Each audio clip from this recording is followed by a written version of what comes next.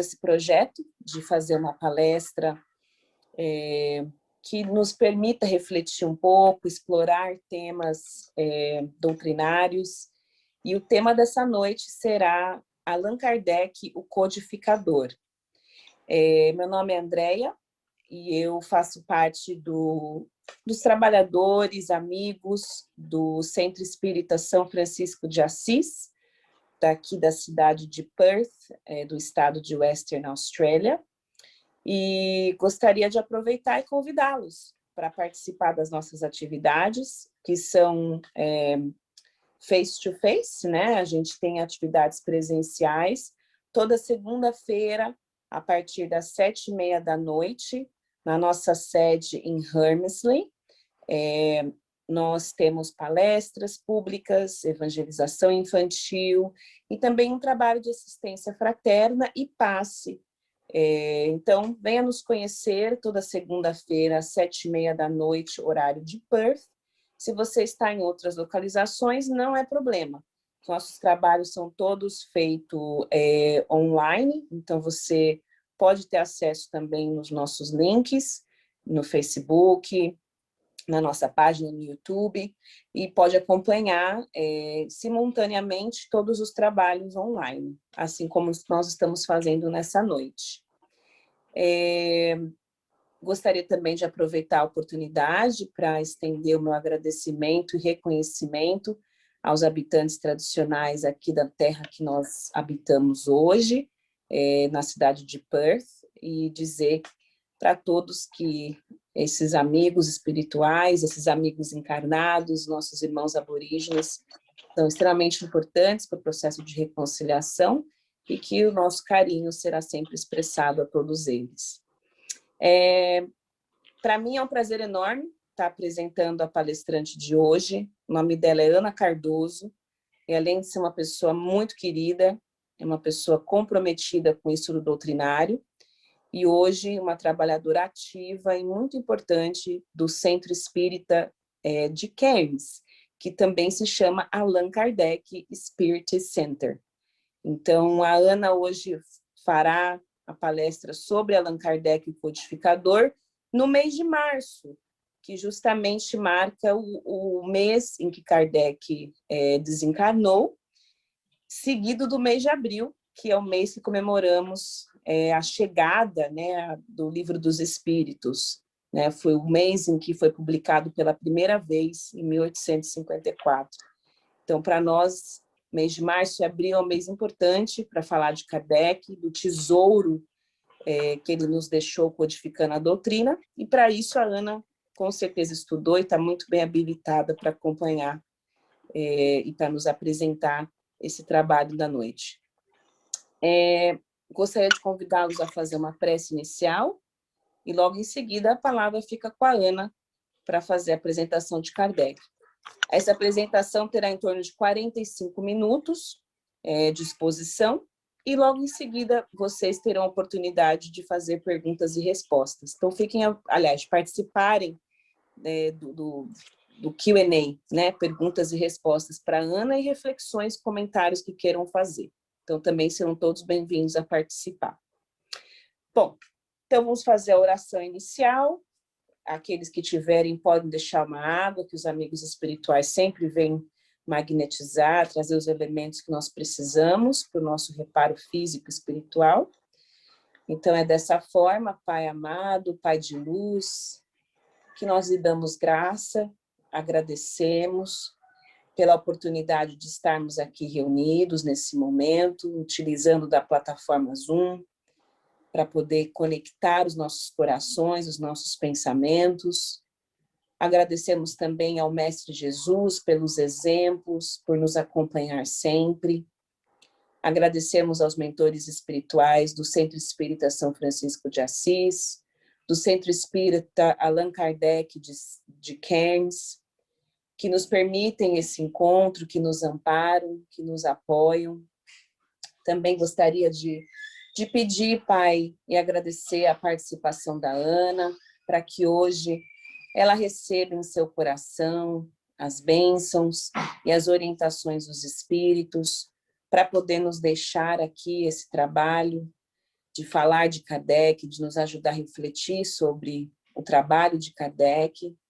E assim, Pai, com muita gratidão, com muito amor, damos por aberto os trabalhos dessa noite, contando sempre com o apoio de todos que participam, que conectam, e também lembrando daqueles que futuramente irão ouvir essa palestra, que também recebam o nosso carinho.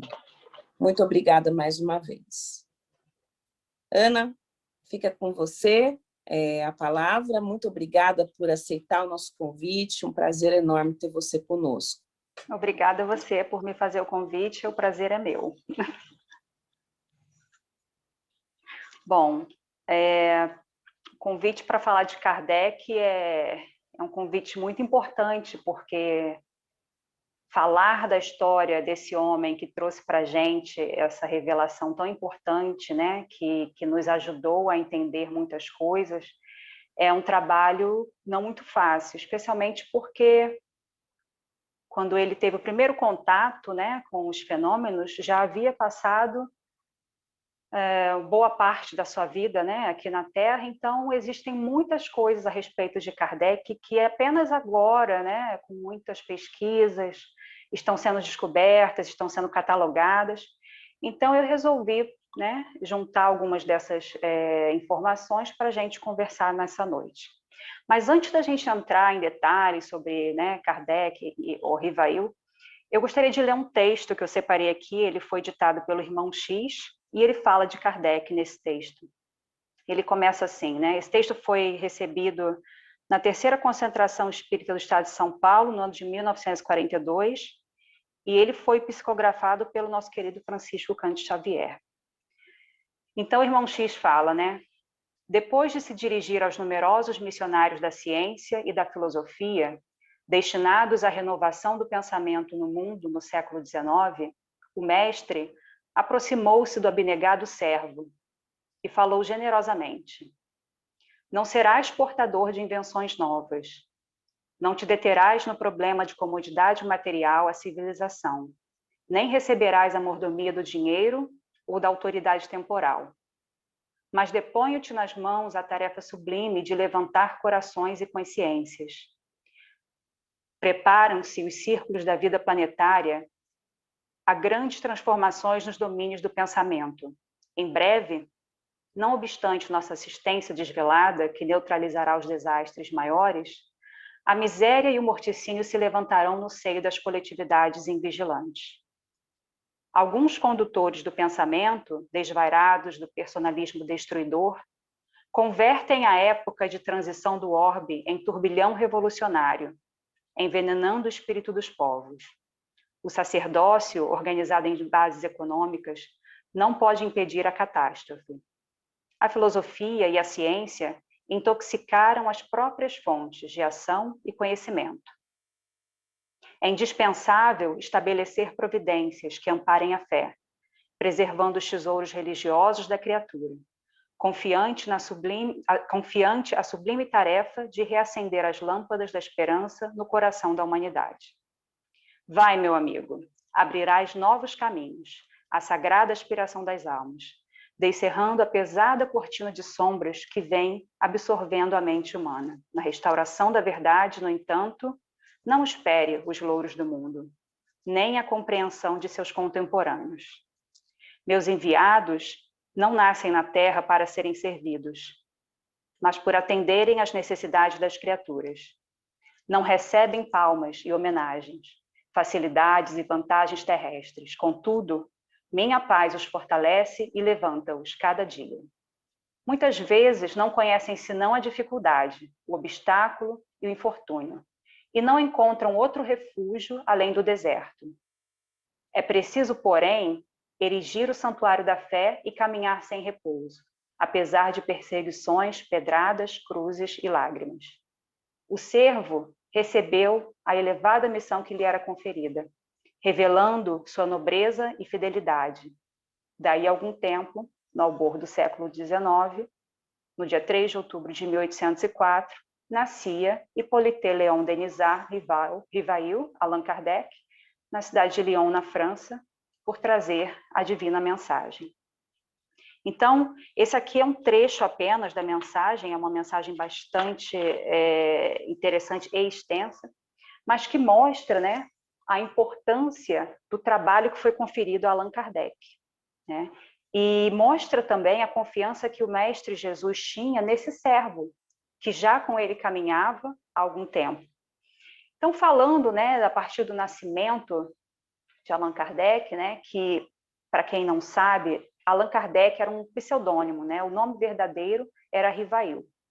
Ele, como eu mencionei, ele nasceu na cidade de Lyon, em Paris, na França, e ele vinha de uma família bastante culta, bem colocada na sociedade, uma família que tinha base dentro da magistratura e advocacia, uma família de base católica, inclusive, né?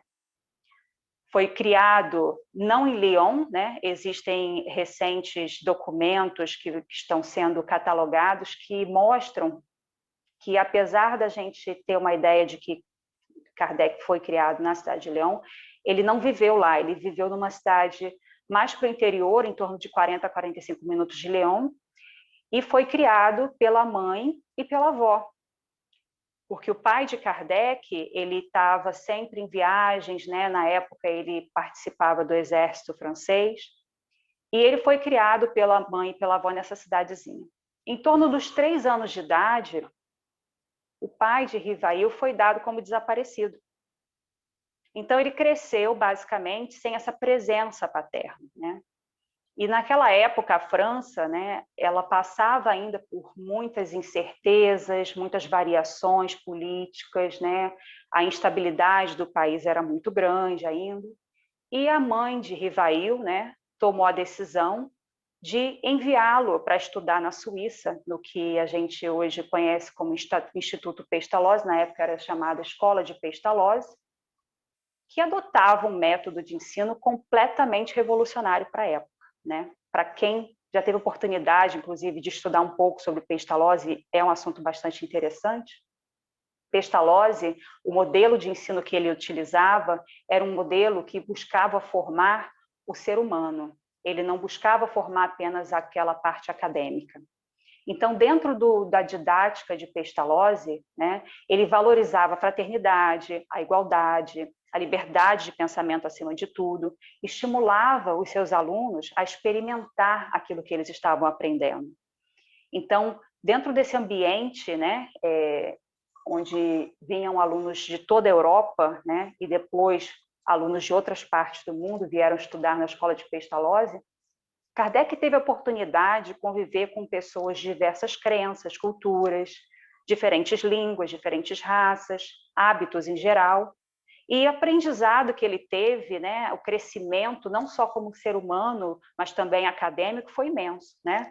Kardec, Rivail, ele falava diversos idiomas, era uma pessoa extremamente intelectualizada, e apesar dessa influência da família, né, que era dessa área de magistratura e advocacia, ele se apaixonou e se dedicou à ciência e à filosofia.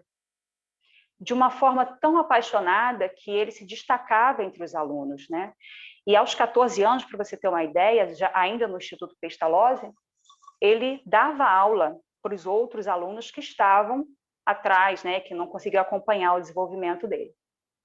O destaque dele era tão grande que o mestre Pestalozzi, inclusive, oferecia a Kardec a oportunidade de ministrar algumas aulas quando ele estava, por outros motivos, fora do Instituto. E assim Kardec aceitou essa responsabilidade, então ele dava aula já dentro do Estatuto Pestalozzi, ajudava sempre os outros alunos, e criou um círculo, né, de amizades, de contatos, enfim. Quando ele sai do estatuto, da escola de Pestalozzi, ele já estava com 19 anos, né? Então ele retorna à França, retorna à cidade de Paris, onde a sua mãe estava vivendo, e lá ele dá continuidade a tudo isso que ele aprendeu lá na escola de Pestalozzi, né? Essa era a paixão da vida de Kardec, né? Oferecer a oportunidade de educação, revolucionar o método de ensino para que as pessoas pudessem ter oportunidades, né? Para que todos, inclusive, pudessem ter oportunidade, não apenas aqueles que tinham privilégios econômicos. E ele começa a escrever, né, suas obras didáticas. Inclusive, ele lançou a sua primeira publicação aos 19 anos de idade, sempre na área de ciência, filosofia, mas ele também teve publicações dentro da parte de ortografia, aritmética, diversos eram os assuntos. E ele começou a criar um nome, né, dentro da sociedade, né, a partir das suas publicações. E aos 24 anos de idade, Rivail foi convidado pelo então ministro da Educação na França, né, para que ele elaborasse esse plano, que era um plano para a reforma do sistema educacional do país. E assim Rivail fez, né? O plano foi tão bem recebido, teve um sucesso, uma eficácia tão grande, que ele foi prestigiado, né, reconhecido pela sociedade. Ele foi incluído numa lista que eles chamavam de classe dos homens progressistas e de livres pensamentos. Então, ele já tinha, né, muito antes de ter contato com a doutrina espírita, Rivail tinha uma bagagem muito grande, né? Não só acadêmica, mas moral. E dentro desse contexto que a França vivia, né, muito influenciado pela questão religiosa também, Kardec enfrentava as mais diversas dificuldades para conseguir continuar oferecendo a metodologia de ensino que ele acreditava, né? Que era uma metodologia de ensino livre de pensamentos religiosos, né? Livre da teologia, que valorizava e estimulava o livre pensamento do ser humano, a moral, né? A fraternidade, a igualdade. E ele, inclusive, abriu um instituto, na época, em Paris, que ele tentou implementar esse método. Era um instituto que funcionava num esquema parecido da escola de Pestalozzi, que era o sistema de internato, mas a perseguição foi tão grande por parte dos religiosos da época, que não aceitavam o fato de Kardec querer educar as pessoas sem inserir a religião, que ele foi obrigado a fechar as portas desse instituto. Mas isso não parou, né? Não fez com que Rivail interrompesse o seu projeto. E ele continuou escrevendo seus livros, né? Influenciando as pessoas, e ele dava aulas na sua residência sem cobrar nada, né? Sem nenhum tipo de custo, aulas de química, filosofia, aritmética e tantas outras, para esses alunos que não tinham condição de pagar, né, pelo ensino na época.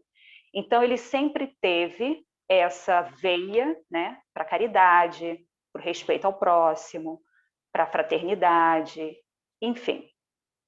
Então, com toda essa bagagem que ele já trazia, né, e vendo toda essa perseguição que acontecia, todas essas represálias que aconteciam, ele também se dedicou a começar o desenvolvimento de um plano onde ele objetivava propor uma reforma religiosa, né? Onde ele iria fazer uma proposta de unificação, não de separatismo, né? De poder ter essa liberdade. E assim ele seguiu, né, a sua trajetória acadêmica, vivendo em Paris. E foi lá em Paris, né, que ele, alguns anos após esse ocorrido, conheceu aquela que seria, né, a sua companheira de vida, de caminhada, que é a nossa querida Amélie, né? Ela que era uma mulher muito culta, poetisa, professora de letras, belas artes. Amélie, inclusive, chegou a publicar 3 livros, né? Um de poesia, 2 ligados à questão das artes. E no ano de 1832, Kardec, então, com 27 anos, e Amélie, com 36 anos, casaram-se, né? E ali inicia-se uma parceria, não só matrimonial, mas de muito trabalho, de muito esforço, de muitas batalhas, uma parceria de vida. E nada mais importante do que ter uma pessoa como a Amélie do lado de Kardec, né? Que foi a pessoa que muitas das vezes ajudou, reergueu, incentivou. Mas, falando, né, dessa união, aliás, tem um detalhe que eu estava estudando sobre a questão da Amélie, e ela, quando se formou no primeiro, que eles chamavam de primeiro grau, né, ela formou-se em uma escola que também usava a metodologia pestalozziana. Olha que interessante, né? Então, a moral dos dois, a moral desse casal era impressionante. Como eu falei no início, né, existem vários estudos sendo feitos no momento sobre a biografia de Kardec, né? Existe uma busca incessante por documentos, por cartas, né? Recentemente, inclusive, Charles Kempf, que é o secretário-geral do Conselho Espírita Internacional, ele mora na França, ele está fazendo parte desse grupo que está estudando a biografia de Kardec, que está buscando completar, né, essas lacunas, né, que estão sem muitas informações, né? Você pensa, metade de uma vida, tem muita coisa para descobrir sobre Rivail. E algumas curiosidades foram levantadas, parece que eles têm um volume hoje de quase 3.000, entre cartas e documentos, né? De quase 3.000 itens que estão sendo investigados. Alguns deles já conseguiram, né, chegar a uma conclusão de que eles são realmente verídicos, né? Mas o trabalho é um trabalho lento. Então, de 3.000, eles conseguiram uma média de 100 até o momento, pelo que ele estava falando. E ouvindo ele falar dessas novas descobertas, era muito interessante ouvir dois fatos, né? O primeiro, de que Kardec não teria sido, Rivail, né, não teria sido o único filho, né, do casal. Ele nasceu, como eu falei, em Lyon, no ano de 1804, e parece, né, através de documentos encontrados, que antes de Kardec, a família teve 3 outros filhos, né? 2 meninos e uma menina, que faleceram, né, muito jovens. Na época, na França, né, enfim, no mundo inteiro, a mortalidade infantil era muito grande, uma média de 20% a 30% de mortalidade infantil. E Kardec, sendo o último, foi o que sobreviveu, né, e nos agraciou com a sua luz, né, com a sua sabedoria. Um outro fato que eles também mencionam nessas descobertas com relação a cartas e documentos, que eu achei interessante, longe de mim dizer que isso é verdade ou não, só gostaria de trazer isso porque até a própria FEB tem conversado a respeito disso e eles possivelmente vão fazer a revisão da biografia, que cartas revelam que Kardec e Amélie podem ter adotado uma criança, né? Eles não tiveram filhos naturais, porém existem cartas entre Kardec e Amélie, inclusive cartas também do pai de Amélie, que relatam uma menina chamada Louise, que também, né, veio a falecer na uma idade média de entre 9 a 10 anos, né? Não temos detalhes sobre as causas, mas onde, através dessas cartas, Kardec e Amélie se referem a ela com muito amor, né? Kardec com muita preocupação com relação a ensiná-la a ler, a escrever, e durante as suas viagens, né, a trabalho, isso antes, né, do contato com o espiritismo. E, infelizmente, essa menina, ela veio a falecer. E houve um luto muito grande por parte do casal, né? Mas isso são coisas que vão ser confirmadas e a gente vai ter oportunidade, eu tenho certeza que tem muitos fatos ainda sobre a biografia de Kardec que a gente vai ficar feliz de saber e surpreso, né? E conhecer um pouquinho mais dessa figura tão importante. Então, Kardec, depois, né, dessa época, já de volta, né, ainda residindo em Paris, ele começa a ouvir, né, a ouvir falar desses fenômenos que estavam acontecendo, esses fenômenos mediúnicos, né, que deram início em 1848 nos Estados Unidos, né, através dos fenômenos que aconteceram na residência das irmãs Fox, onde elas, né, tinham comunicação, ouviam as batidas, faziam, né, perguntas, etc. E depois essa febre, ela veio para a Europa.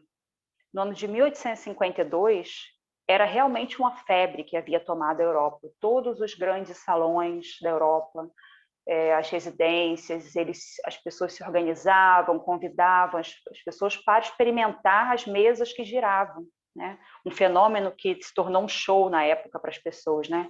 Que era visto como uma forma de entretenimento, né? Então ficou nessa febre, né, passando por toda a Europa, e No primeiro convite que Kardec recebeu para verificar o fato, ele não, não, não se interessou muito no sentido científico, porque era muito, a questão dos fenômenos era muito fantasiosa, tinha muito show, etc. Mas depois, num segundo convite que recebeu, dessa vez de um amigo, uma pessoa com a qual ele tinha uma história, né, da qual ele conhecia o perfil e ele não tinha dúvidas com relação à idoneidade dessa pessoa, no ano de 1855, ele resolve comparecer a um desses encontros. Eles chamavam de sessões mediúnicas, enfim, na época. E ele foi participar, né, de um desses encontros. E nesse momento ele inicia uma observação, né, o registro, a observação do que estava acontecendo, né, com o olhar, não com o olhar impressionado, como a maioria das pessoas, né, de divertimento, mas com o olhar metódico, né? E ele identificou imediatamente nos fenômenos leis que já eram conhecidas, leis naturais, né? Como o magnetismo, né? E para ele aquilo não era nenhuma novidade, porque ele, como uma pessoa estudiosa e também por ter participado desse método de Pestalozzi, para ele tudo, até um certo ponto aquilo fazia sentido. Mas no momento que as mesas começavam a responder às perguntas, não era só a questão do movimento, ele começou a indagar, né, que outras leis estavam ali participando daquele fenômeno que ainda não eram conhecidas, né? Então, Kardec, ele literalmente rasgou os horizontes, né? Os horizontes, vamos dizer assim, estreitos, né? Do ceticismo, do plano invisível, do fantasioso, né? Do miraculoso. E a espiritualidade encontrou no trabalho de Rivail o canal que ela precisava, porque esses fenômenos que aconteciam, e muitos outros fenômenos aconteciam muito antes também, mas esses fenômenos, da forma como eles estavam acontecendo, eles chamavam a atenção, né? Mas eles não tinham uma organização. Então, Kardec foi esse instrumento, esse canal, ele canalizou, organizou, estudou e explicou, né? Então, a espiritualidade pôde ali, a partir desse instrumento, se projetar e iniciar essa comunicação com o nosso mundo material. Bom, ali ele deduziu, né? Bom, as leis que reagiam, né, que regiam aqueles fenômenos, eram leis, mas que precisavam ser organizadas. Falar de existência da alma, vida futura, pluralidade das existências, já eram assuntos que eram discutidos pelos filósofos mais antigos, né? O próprio Kardec, no início, na abertura do Evangelho segundo o Espiritismo, ele menciona Sócrates e Platão e fala sobre essa doutrina reencarnatória, esse entendimento da vida futura, que já existia, né, por antigos filósofos, incluindo Sócrates e Platão. Então, mas isso não era organizado de forma que poderia haver um entendimento para todos. Então, e havia muitas lacunas, então precisava-se de um trabalho complementar. Tanto que Kardec, quando ele começou a fazer essas observações, esses estudos, suas anotações, né, demorou ainda um tempo, de 1855 até o ano de 1857, quando foi o lançamento do primeiro livro da doutrina, né, que foi o Livro dos Espíritos. Houveram muitos rascunhos, muitas conversas, muitas experimentações. Kardec visitou mais de 900 diferentes sessões em toda a Europa, em outras partes também. Experimentou esse intermédio, né? Visualizou, presenciou diversos médiuns de diversos locais trabalhando, e ele começou a desenvolver o seu método para verificar aqueles fenômenos. Então, ele tinha perguntas que ele elaborava com uma lógica, né? Ele começou a repetir essas perguntas para médiuns em locais diferentes, lembrando que naquela época a gente não podia fazer como a gente faz hoje, né? A gente vai no Google, pesquisa, compartilha uma informação, então era impossível, né? Um médium lá de um canto da Europa falar com o outro e repetir a mesma resposta. E ele começa esse sistema de experimentação.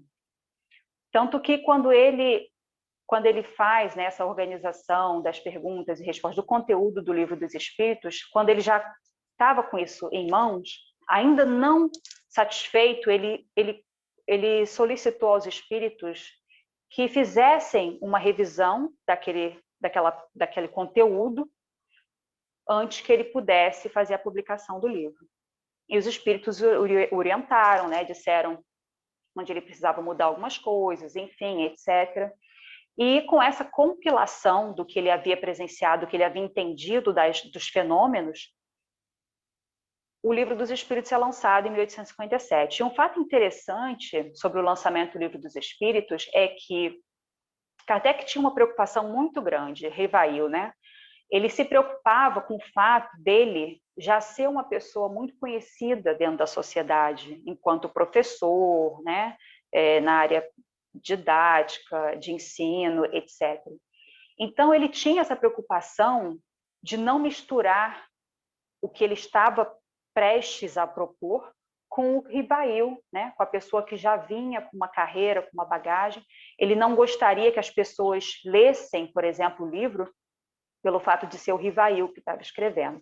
E isso foi uma das perguntas que ele fez aos espíritos, foi uma das orientações que ele pediu, e foi nesse momento que ele recebeu, né, a divulgação de uma informação importantíssima, né? Um dos espíritos que estava sempre com ele nas sessões, se identificava como irmão Z, ele revelou a Kardec, a Rivail, que eles haviam passado por encarnações anteriores e eles estavam na mesma encarnação, e ambos eram sacerdotes druidas, né? Que viviam nas Galhas. As Galhas era o nome anterior à França, né? O que a gente conhece hoje como França era antigamente as Galhas. Então, Kardec, depois dessa informação, ele resolveu adotar o pseudônimo Allan Kardec. Geralmente, pseudônimos são nomes que você cria, né? Não são nomes de uma pessoa que já existiu, mas ele resolveu adotar o nome de Allan Kardec para publicar a primeira obra do Livro dos Espíritos, e assim evitar qualquer mistura do Rivail com a obra, né? Ele entendia muito claramente que o trabalho que estava ali prestes a acontecer, a ser divulgado, a obra que estava se formando, não era dele. A obra era do Espiritismo. A obra era dos espíritos. Ele era um mero canal para fazer com que isso chegasse ao conhecimento das grandes massas, né? Então, o livro é lançado em 1857, com grande sucesso, né? Pessoas de todo mundo se interessam pela leitura do livro, pelos conceitos que ali estão. É um livro organizado em perguntas e respostas, um livro que contém em torno de 1.009 questões, se eu não estou enganada no número. E é interessante que depois do Livro dos Espíritos, ele continuou seus trabalhos de investigação, de observação, e ele sentiu essa necessidade de oferecer mais ainda, mais conteúdo. A Amélie foi uma das grandes incentivadoras na época para que ele iniciasse o projeto da Revista Espírita, né? Então, a Revista Espírita, que foi uma revista publicada, Kardec publicou a Revista Espírita durante 12 anos, né? A primeira edição da Revista Espírita foi publicada em 1858 e até o ano de 1869, quando Rivail, né, nos deixou. E ela conseguia atingir o público geral de forma mais simples, né? Kardec discutia assuntos que ele via no jornal e ele comentava aquelas situações à luz da doutrina, baseado naquilo que os espíritos haviam lhe falado, que ele tinha observado, né? Pegando fatos comuns, né? E mostrando que ali poderia estar havendo a influência de uma força, que poderia estar havendo uma situação, e recebia muitas cartas, né? Kardec recebia cartas de pessoas do mundo inteiro, E ele respondia, trabalhava incessantemente. A Amélie ajudava muito também nesse trabalho das cartas. E aí nós temos o terceiro livro que é publicado por Allan Kardec, né? Vou chamar de livro, a Revista Espírita também, que é, em 1859, o que é o Espiritismo. Ele lançou essa obra, que é uma obra que, depois dessa primeira experiência com a Revista Espírita, ele percebeu que precisava ter alguma coisa mais básica para que as pessoas iniciassem esse aprendizado. Então, para quem não teve a oportunidade de ler ainda, nós fizemos aqui em Cannes, nós abrimos o nosso grupo de estudos aqui em Cannes com o livro O que é o Espiritismo. É um livro fininho, não dá muito, não toma muito do tempo no estudo. E ele apresenta, né, questões, é um livro em forma de diálogo, de fácil entendimento. E aí depois ele segue, né, continua no seu trabalho. O próximo livro, que na verdade, antes da publicação do Livro dos Médiuns, o Livro dos Médiuns foi publicado em 1861, né? Mas até que o Livro dos Médiuns pudesse ser compilado e organizado, Kardec fez muitas e muitas observações, muitas anotações a respeito da questão da mediunidade, né, do exercício dessa mediunidade. E existe uma publicação no ano de 1858 que é intitulada Instruções Práticas sobre as Manifestações Espíritas. E essa publicação, ela compõe, né, ela contém aqui a exposição completa das condições necessárias à comunicação com os espíritos e os meios de desenvolver nos médiuns a faculdade mediatriz. Ela serviu como base para o que a gente conhece como o Livro dos Médiuns, que é um guia, né? Funciona como um guia para os médiuns, que foi lançado em 1861. E daí segue, né? A gente tem, entre os 5 livros do Pentateuco kardeciano que a gente conhece, que a gente ouve falar mais, tiveram várias publicações menores, né? No total, acho que foram sei lá, incluindo a Revista Espírita, uma média de 23 obras publicadas por Kardec. Vale a pena fazer essa pesquisa. Então, ele fala, né, inclusive aqui, ó, depois do Livro dos Médiuns, ele teve uma publicação simples também, que é intitulada O Espiritismo em sua mais simples expressão, e um outro livro chamado Viagem Espírita, que foi publicado em 1862, onde ele, nesse livro, porque ele viajava muito, né, para participar das sessões, para verificar os efeitos, né, os fenômenos, ele relata, é como se fosse um diário de viagem do Kardec e dessa presença dele lá, né, dessa experimentação, do que ele viu. E aí depois nós temos o nosso querido Evangelho segundo o Espiritismo, né?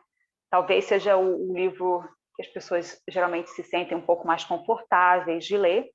O Evangelho ele traz mais a questão da parte moral, né? E é quando Kardec começa a incorporar nessa parte moral do livro do Evangelho segundo o Espiritismo, a moral e os ensinamentos do Cristo. É como se fosse uma releitura dos ensinamentos que Cristo deixou para a gente, né? Depois, o Céu e o Inferno, que trata, né, da questão da justiça divina segundo o Espiritismo, foi lançado em 1865. E um fato interessante, na época do lançamento do Céu e o Inferno, que Kardec foi, durante um encontro, o Céu e o Inferno foi um livro que também teve muita repercussão e muita perseguição, especialmente pela questão religiosa, né? E nesse livro, né, em 1865, na época da publicação do Céu e o Inferno, Kardec, que já tinha, né, uma saúde um pouco fragilizada, né? Ele tinha um problema no coração. Ele estava muito, muito debilitado nessa época, em 1865, muito enfraquecido.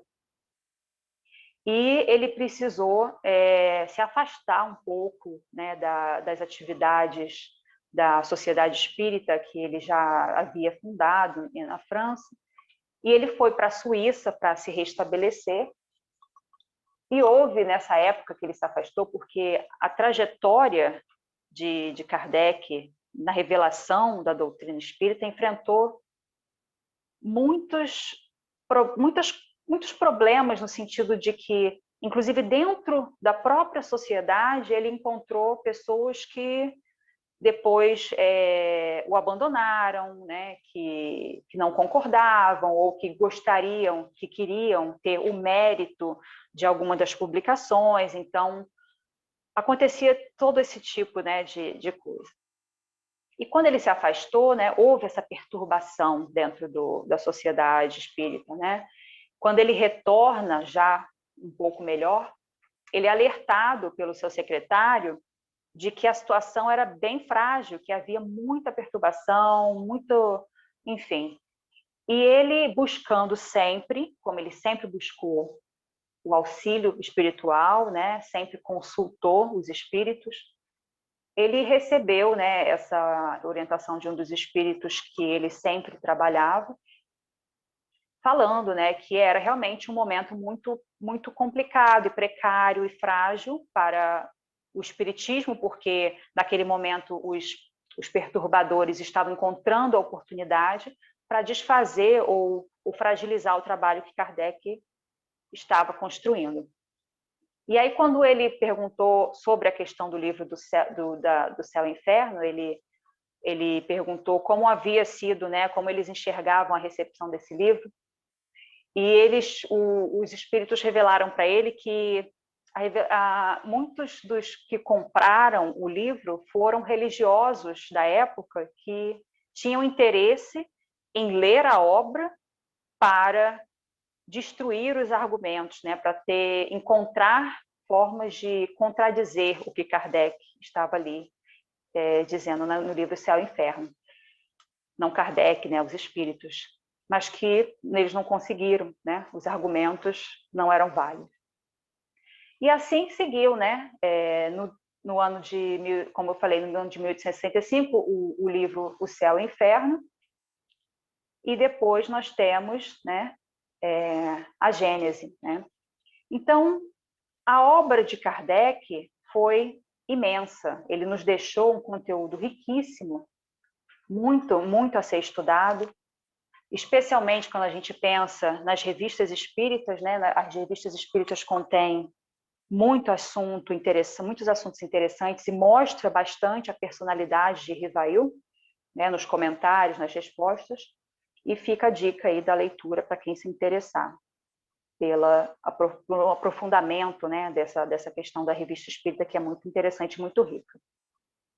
Então, nessa época, Kardec já muito debilitado, a sua saúde, ele havia sido alertado pelos espíritos, foi por isso que ele foi à Suíça se recompor, porque ele precisava terminar esse trabalho, né, que era a conclusão das 5 obras básicas, e assim foi, né, incansavelmente, mesmo debilitado, sempre se dedicou ao trabalho, sempre se dedicou à pesquisa, a responder às cartas das pessoas que buscavam um consolo, buscavam uma resposta, né? E sempre usando o método, né, de verificação, o método que ele aprendeu com Pestalozzi, o método de bom senso, de observação, porque ele precisava criar uma base sólida. A doutrina, ela precisava de uma base sólida. E não é à toa que, até hoje, nós temos uma doutrina que nos esclarece, né, e que nos faz encontrar respostas que antes a gente não tinha. Então, isso é muito importante e é muito valioso, né, quando a gente pensa no Kardec. Bom, aqui, a morte de Kardec, né, ele desencarnou no ano de 1869, ele teve um ataque do coração, né, um infarto fulminante, ele estava com uma série de materiais em fase de organização para outras publicações, né, e ele nos deixa no ano de 1869, e com a sua partida, né, a Amélie, ela, sabendo das intenções de Kardec, Kardec sempre foi muito claro com ela com relação a isso, de que o trabalho precisava continuar, né? E a Amélie, ela assume, após o falecimento de Kardec, ela assume o trabalho, né? Ela se encarrega de tudo que é necessário à gestão do espiritismo na França e no mundo, né? O espiritismo na França não conseguiu, até hoje a gente vê, né, existe um trabalho de recomeço, né, de volta desse estudo. Como eu falei, tem muitas pessoas que estão hoje buscando conhecer mais sobre Kardec, e no Brasil o espiritismo se popularizou, né? A gente tem aí no Brasil o maior número de pessoas que se declaram espíritas no mundo. Isso é muito importante, né? E a gente sempre precisa pensar no que foi o exemplo que esse homem deixou para a gente, né? Kardec, ele não só pregou a doutrina espírita, ele viveu a doutrina espírita em cada dia da sua trajetória aqui na Terra, né? Viveu pelo exemplo, enfrentou as dificuldades, né?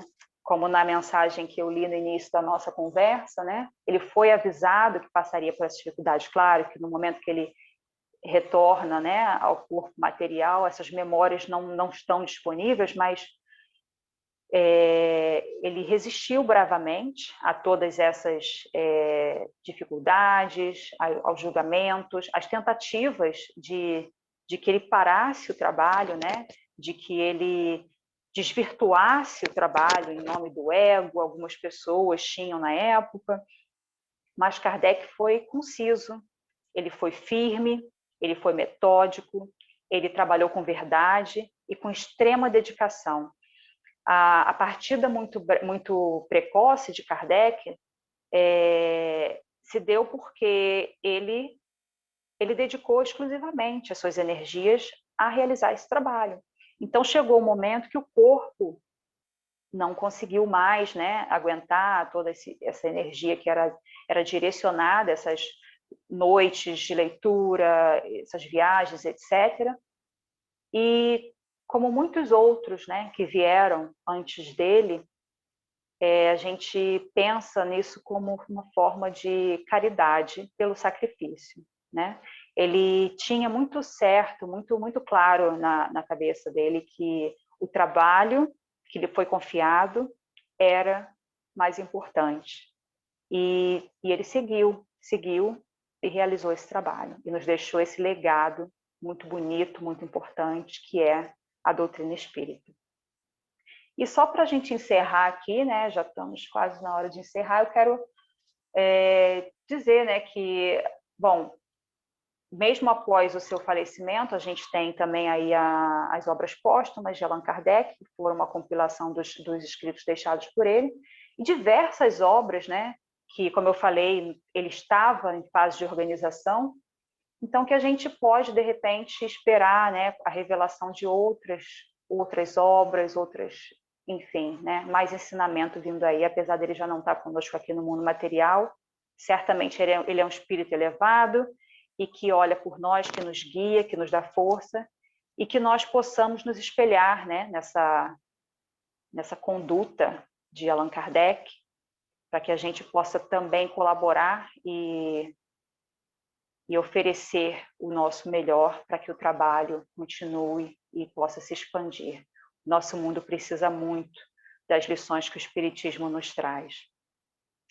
Então, com isso, vou finalizar aqui só lembrando, né, qual é a divisa que o Espiritismo, né? O Espiritismo tem como divisa o lema de que fora da caridade não há salvação, né? Ou seja, a igualdade entre os homens perante Deus, a tolerância, a liberdade de consciência e a benevolência mútua. Então, que sejamos seguidores da doutrina, que possamos lembrar do nosso querido irmão Allan Kardec. E é isso. Muito obrigada pela oportunidade, né, de estar aqui falando com vocês nessa noite. Espero poder ter trazido alguma coisa nova ou alguma coisa interessante.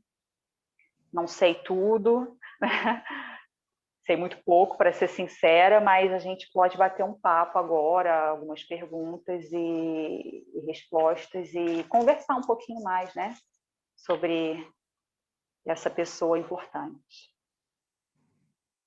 Ana, maravilha! Nossa, que banho de conhecimento, cuidado, né, em trazer essa cronologia de Kardec que você teve. Acho que ficou para todos muito claro, né, essa trajetória de Kardec. Eu lhe agradeço de coração por ter se preparado, por ter trazido tudo isso para a gente refletir na noite de hoje. Eu gostaria de convidar todos para ficarem à vontade, abrir seus microfones, suas câmeras, para a Ana também ver quem está online. Lembrando, Ana, que essa conversa está sendo gravada, então, apesar de termos os números de participantes hoje, muitas outras pessoas provavelmente terão acesso a esse conteúdo, então tudo isso fica disponível. E gostaria de abrir esse espaço aí para quem quiser fazer pergunta, quem quiser fazer comentários, reflexões, fique à vontade de aproveitar o tempo da Ana, que ainda está conosco. Vamos lá, então. Se alguém tiver alguma pergunta, alguma contribuição também, né? A gente está aqui aprendendo juntos, né? Então, as contribuições também são bem-vindas. Obrigada a vocês pela oportunidade. Vamos lá, quem é que está falando aí? Desculpa. Oi, Ana, Douglas aqui. Oi, Douglas. Muito obrigado pela sua apresentação, realmente muito boa, agregou muito ao meu conhecimento, pelo menos, né? Eu sou um trainee da Casa Espírita aqui, então... somos todos trainees. Eu queria saber, Ana, se o Allan Kardec ele tinha alguma capacidade mediúnica ostensiva. Não, pelo que a gente tem de informação, Kardec não apresentava essas habilidades extensivas com relação à mediunidade, né? Quando a gente estuda as obras, a gente sabe que nós todos somos entendidos como tendo mediunidade de até um certo level, né? E Kardec não, Kardec nunca foi uma pessoa de mediunidade extensiva, né? Que ele era um observador, né? Ele era um observador da mediunidade. Você mencionou que quando ele ficou doente na Suíça, ele recebia algumas instruções de como proceder, né?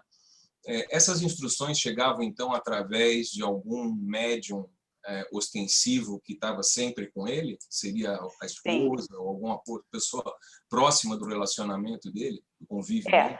Na verdade, ele inclusive se isolou por um tempo na Suíça por recomendação dos espíritos que preocupados com o estado de saúde dele, né, o alertaram sobre, né, se ele continuasse no ritmo que ele estava, se ele não tivesse uma oportunidade de repouso, né, de restabelecer suas energias, ele poderia não concluir o trabalho que era necessário, que ele havia se proposto a concluir. E isso foi dado através de médiuns que trabalhavam com o Kardec, né? Tem na biografia um relato que fala que quando ele retornou da Suíça, né, ele convidou algumas pessoas que eram as pessoas de mais confiança, né, que participavam dessas reuniões com ele, e dentro desse grupo tinha um médium que essa pessoa tinha uma mediunidade extensiva, e foi através desse médium que ele foi alertado com relação... Claro, ele foi alertado sem questão da mediunidade, porque quem estava lá presente viu todo o alvoroço que estava se criando, mas ele foi alertado pela espiritualidade sobre os perturbadores no sentido espiritual mesmo, que estavam aproveitando a ausência dele para influenciar aquelas pessoas que ali estavam contestando, querendo, enfim, né? E eles falaram para o Kardec, né, sobre isso, quanto era importante, e Kardec, inclusive, retornou na primeira sessão, né, no primeiro encontro, depois que ele retornou disso, após essa divulgação dessa informação, foi quando ele, inclusive, fez um discurso muito, muito firme, né, muito conciso, nesse primeiro encontro com a Sociedade Espírita. E nesse discurso que foi tão conciso, tão certo, as pessoas que estavam ali querendo criar o problema, elas deixaram a sociedade, e os que estavam em meio lá, meio cá, não muito certos, eles se tornaram seguidores fiéis. Daquele momento, sem mais nenhuma dúvida, eles seguiram e adotaram e ajudaram e trabalharam incessantemente com o Kardec, dali então. É interessante isso, porque, como você disse, ele estava na Suíça, né? E, considerando as limitações de comunicação da época... Não, ele já havia retornado. Ele retornou da Suíça, né? E nesse retorno ele recebeu na residência dele essas pessoas, e foi quando ele foi alertado do cenário que estava acontecendo. Entendi, obrigado. Nada. Mais alguma pergunta? Ana, eu não tenho pergunta não, só tenho mesmo a agradecer. Foi maravilhoso, todas as Muito informações que você obrigada. passou, né? Algumas eu já tinha conhecimento, outras foram novas, tá? Eu fico imaginando a Amélie, né? A esposa, a gente tem aquele ditado, sem querer fazer uma super, como é que se chama? Valorização de gênero, mas aquele ditado de por trás de todo grande homem tem sempre uma grande mulher. Eu acho que a gente pode ver um exemplo claro nesse casal, que foi um casal missionário, veio com uma missão muito grande. A gente não tem nem noção da dificuldade que eles passaram para poder codificar. Né? Quando a gente pega assim uma atividade simples, uma redaçãozinha que a gente faz, vou fazer uma palestra dessa. Nossa! Não é verdade? Imagina a gente fazer uma compilação, codificar algo que veio para poder modificar a moral de uma sociedade que na verdade se reflete no mundo, né? Isso. E que prospera, né? E que fica para a eternidade. Verdade. Então, o auxílio que ela deu, Nossa Senhora, imagina o que foi que eles não sofreram em termos, né, de, como você mesmo falou, dos ataques espirituais, fora as questões mesmo, né, físicos que eles encontraram, as dificuldades e tal. Financeiras, né? A Amélie foi por muito tempo, né, a pessoa que financeiramente conseguia manter a casa. O Kardec se dedicava praticamente exclusivamente, né, à organização das obras. E depois que Kardec desencarnou, para quem lê também, né, a biografia, né, aí que começaram mesmo, né, as interferências, as tentativas, né, e num determinado momento instaurou-se inclusive um processo, eles chamaram de processo dos espíritos, onde eles começaram a questionar tudo que Kardec havia publicado, sabe, a autoria, enfim, e a Amélie foi a pessoa que lá foi interrogada, respondia as perguntas firmemente, não, isso, e seguiu firme, né, no propósito. Então, é importante, eu acho importante. Às vezes a gente não fala tanto da Amélie, a gente fala muito Kardec, claro, ele tem uma importância muito grande, mas a Amélie tem também importância muito grande nessa organização e divulgação da doutrina. Eu tenho uma pergunta. Primeiro, ótima apresentação, dá um aspecto mais humano a Kardec, que a gente lê tanto sobre a obra dele, mas a pessoa em si, como foi a vida dele, realmente a sua apresentação dá o aspecto mais humano, né? E eu concordo com o Helder também sobre a questão, né, é um fardo muito grande, então ele realmente teve um suporte muito grande da esposa para conseguir fazer junto. A minha pergunta é mais sobre a questão do espiritismo tanto na Europa e no Brasil, né? Então, como você falou, parece estar tendo uma retomada, tenta-se fazer uma retomada na Europa. E minha pergunta é como é que se deu, ou melhor, como é que se deu ou não se deu esse desenvolvimento na Europa? Se teve algum efeito, alguma ação mais pontual que dificultasse o crescimento do espírito lá? E como é que se deu o início do crescimento do espiritismo no Brasil? Que eu sei que é um país que tem muita gente espírita, mas eu não sei exatamente se teve alguém que trouxe, se teve alguma pessoa que foi a principal para trazer essa doutrina para cá, para o Brasil. Bom, apontar uma pessoa acho que seria muito complicado, porque as obras de Kardec foram, né, chegaram no mundo inteiro, pessoas do mundo inteiro começaram a ler. Então, intelectuais do mundo inteiro se interessaram por estudar aquilo que para eles era, nossa, o que é isso? É uma doutrina dos espíritos, né? Uma ciência agora falando dos espíritos. Porque Kardec era uma pessoa de base científica, né? Quando Kardec iniciou essa organização da doutrina, ele iniciou com foco científico, né? Então, a Europa, naquela época, vivia sob as decisões da Igreja, né? Sobre essa opressão, inclusive no próprio ensino normal, o ensino da escola, você tinha essa pressão da religião, né? O que ensinar, o que não ensinar.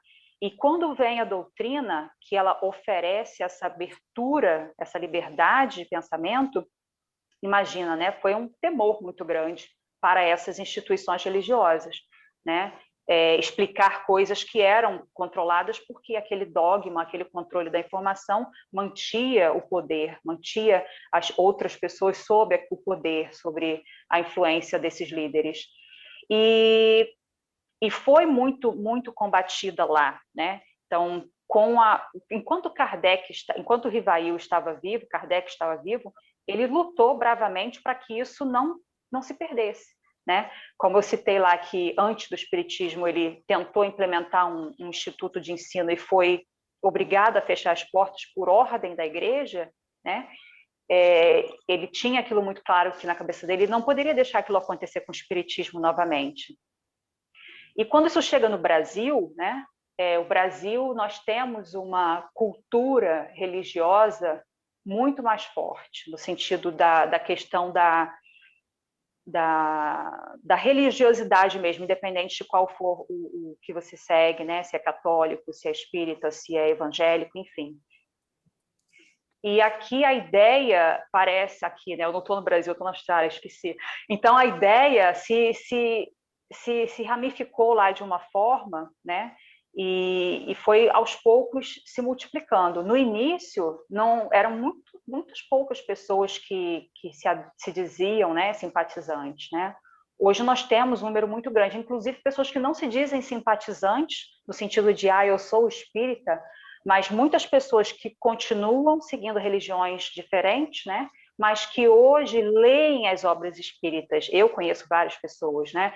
Que, olha, não, eu sou da religião tal, mas eu li o Livro dos Espíritos, eu concordo com coisas que estão na doutrina espírita, para mim também fazem sentido.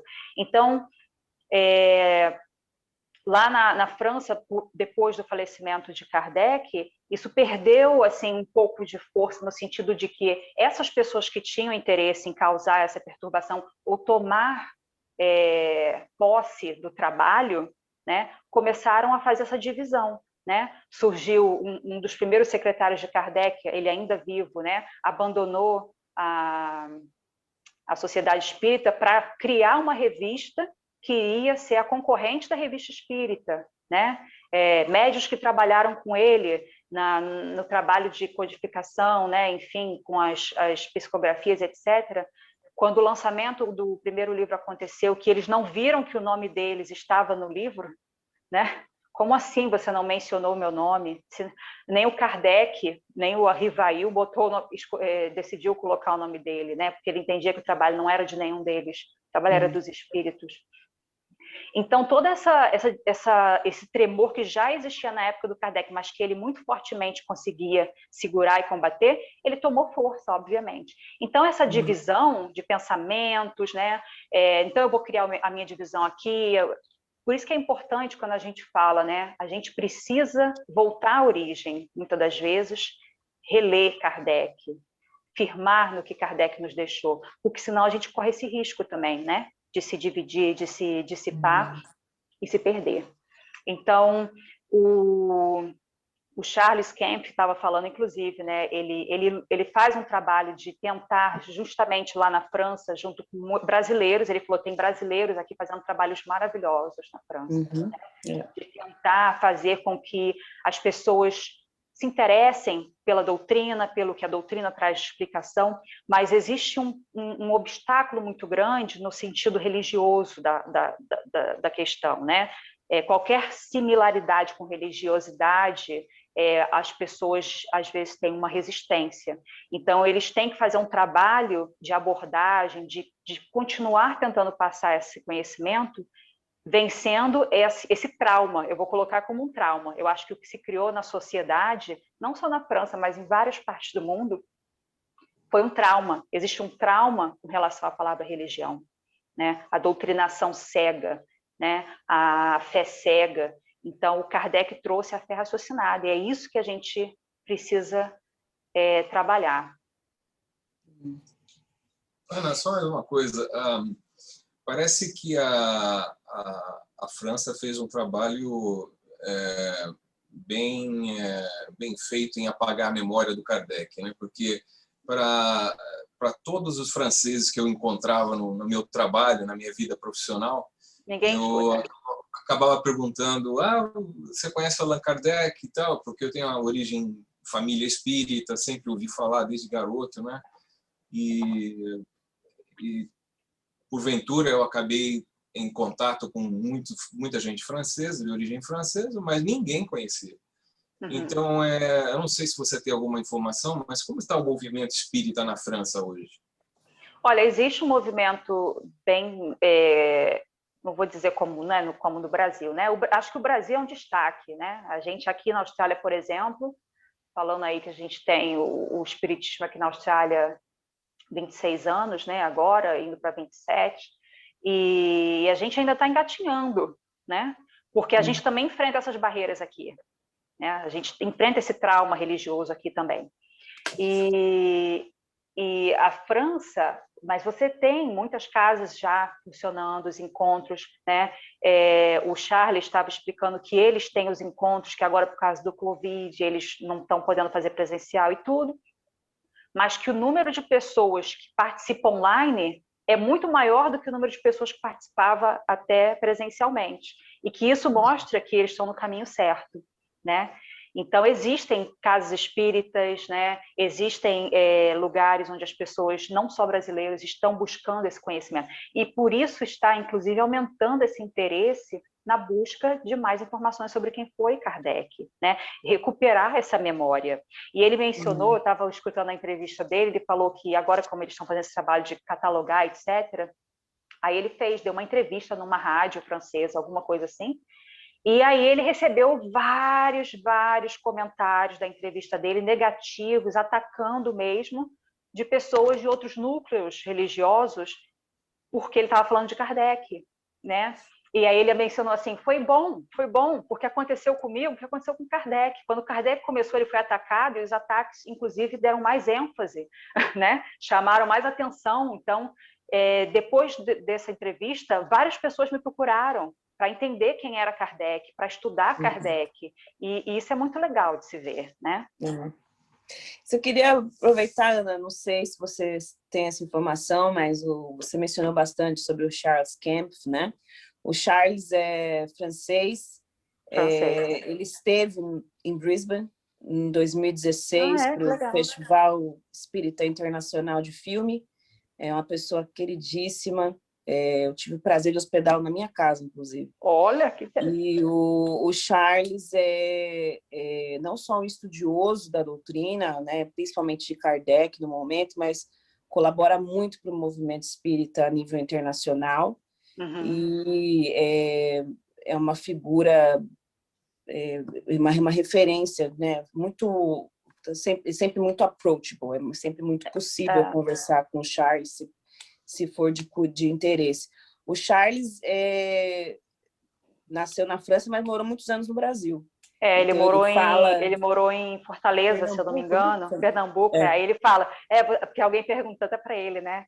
Mas como você fala um português tão bom? Ele, olha, você tem que entender que meu português já tem um sotaque pernambucano.